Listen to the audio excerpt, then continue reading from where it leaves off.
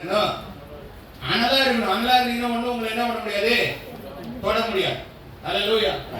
ஒரு குறிப்பிட்ட லெவலுக்கு மேல அதெல்லாம் என்ன பண்ணாது நம்மள. குறிப்பிட்ட லெவல் இல்ல.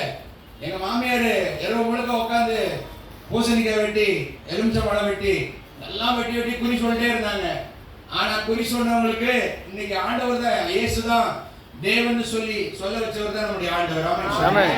ஹல்லேலூயா. ஹல்லேலூயா. நைட் 12 மணிக்கு சுடுகாட்டுல போயிட்டு என் மச்சானை நிறுத்திட்டு கோழி அறுத்து அந்த ரத்தத்தை சிந்தி அந்த இடத்துல அது ஒரு பரிகாரம் செய்யணும்னு செஞ்சவன் தான் நான். இன்னைக்கு வேதத்தை எடுத்துட்டு உங்களுக்கு முன்னாடி நான் வந்து என்ன சொல்றேன், என்ன சொல்ற சாட்சியா நிக்கிறேன்னா, ஏன் சொல்றேன்னு கேட்டீங்கன்னா, இந்த வேதம் பெருசு, இந்த வேதம் உண்மை.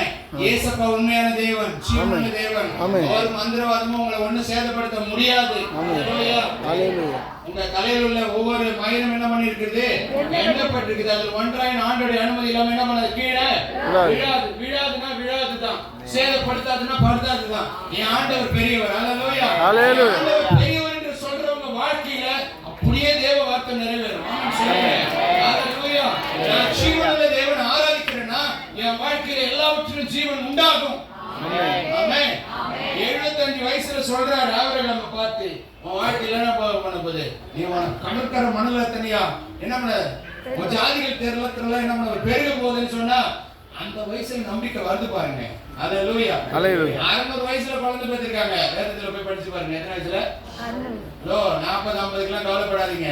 600 வயசுல அன்னைக்கு குழந்தை பெற்றிருக்காங்கன்னா என் கர்ப்பத்தை ஆசீர்வதிக்க கர்த்தரால கூடும், என் கணவர் ஆசீர்வதிக்க கர்த்தரால கூடும். மாமியார்களே உங்களுக்கு தான் சொல்றேன், வருங்கால மாமியார்களுக்கு சொல்றேன், ஒருவேளை அப்படி இல்லைன்னா ஆசீர்வதிச்சு ஜெபம் பண்ணுங்க, கண்டிப்பா அந்த பிள்ளைகளை கர்த்தர் ஆசீர்வதிப்பாங்க.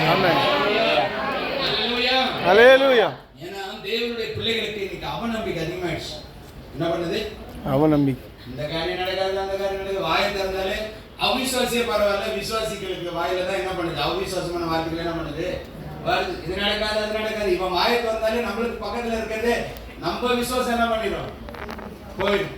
அதுவும் வியாதிஸ்தர்கள்லாம் போய் பார்த்துட்டு வந்து அங்கேயே பேசாம போய் இது என்ன பண்ணாது, தேராது அப்படின்னு சொல்லும் போது அவன் கேட்டுட்டு என்ன ஆயிடுவான். இல்ல உண்மையில சொல்றேன், உங்களை பார்த்ததும் ஒரு தேவ மனம், ஒரு தெய்வீக பிள்ளைகள், தேவ பிள்ளைகள் வந்திருக்கிறாங்க, ஜெபிச்சாங்கன்னா அற்புதம் என்ன பண்ணும், நடக்கும். ஒரு நம்பிக்கையோட ஒண்ணு நடக்க, அவங்க போற மாதிரி இருந்தாலுமே நீங்க என்ன பண்ணணும், ஒண்ணு ஆகாதுன்னு சொன்னீங்கன்னா அந்த தைரியத்திலே கொஞ்ச நாள் வாழ்வாங்க. நீங்க பாக்குற பார்வையில அவங்க என்ன பண்ணிடக்கூடாது, போயிடக்கூடாது. அதுக்காக தான் சொல்றேன். இப்ப பக்கத்துல பார்த்து சொல்லுங்க, உங்களுக்கு விரோதமா உருவாக்கப்படுகிற எந்த ஆயுதமும் வாய்க்காதே போகும். ஹல்லேலூயா. யாக்கோபுக்கு விரோதமான மந்திரவாதம் இல்ல, இஸ்ரவேலுக்கு விரோதமான குறி சொல்லுதலும் இல்ல. தேவன் என்னென்ன செய்தார் என்று கொஞ்ச காலத்திலே யாக்கோபையும் இஸ்ரவேலையும் குறித்து என்ன பண்ணோம் சொல்லப்படும். ஆமென் சொல்லுங்க. ஆமென். பாருங்க, அத்தாலியல் தெரியுமா எல்லாருக்கும்? 2 ராஜாக்கள்ல 11வது அதிகாரத்துல அத்தாலியல்